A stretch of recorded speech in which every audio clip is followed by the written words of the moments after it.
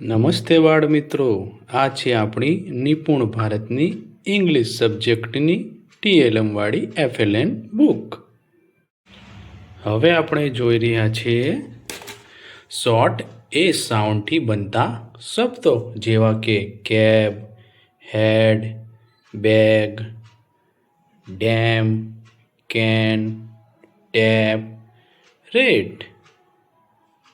હવે આપણે જોઈશું માય ગાર્ડનમાં શોર્ટ એ સાઉન્ડથી બનતા શબ્દો. અહીં ગાર્ડન આપ્યું છે, એમાં આપણે ઈ સાઉન્ડથી બનતા શબ્દો જોઈએ. બેડ, રેડ, વેડ, લેડ. એવી જ રીતે બીજા ફ્લાવરમાં પણ આપણે ઈ સાઉન્ડથી બનતા શબ્દો લખ્યા છે.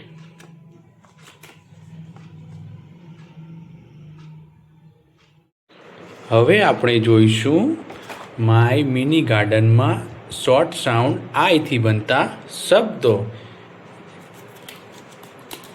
એમાં પણ બીગ, ઝીંક, પીક, ડીગ,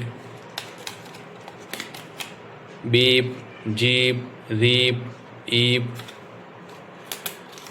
વગેરે આઈ સાઉન્ડથી બનતા શબ્દો લખ્યા છે.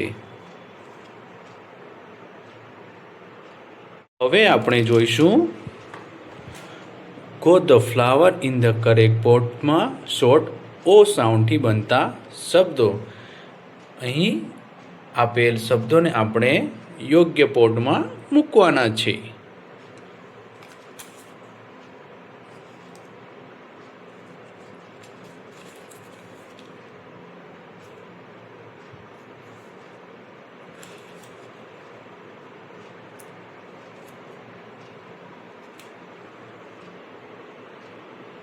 જોઈશું the house of sound u. Sound યુથી બનતા શબ્દો.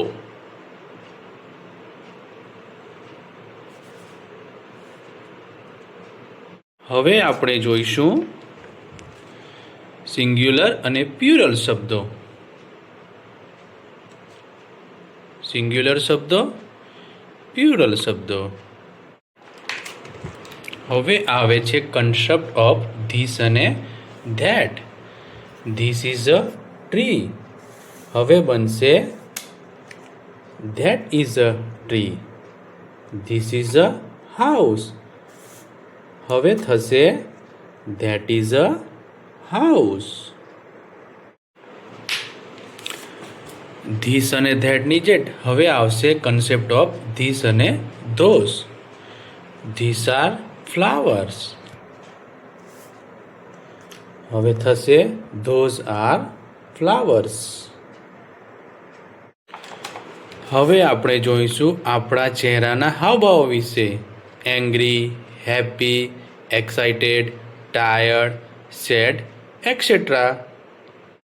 હવે આપણે જોઈશું કન્સેપ્ટ ઓફ એ, એન અને ધ.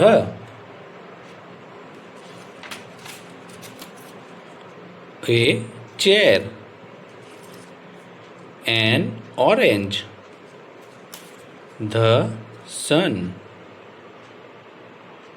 આગળ જોઈશું કલર વાઇબ્સ. વિવિધ કલરો વિશેની માહિતી. આ હતી આપણી ઇંગ્લિશ વિષયની FLN બુક.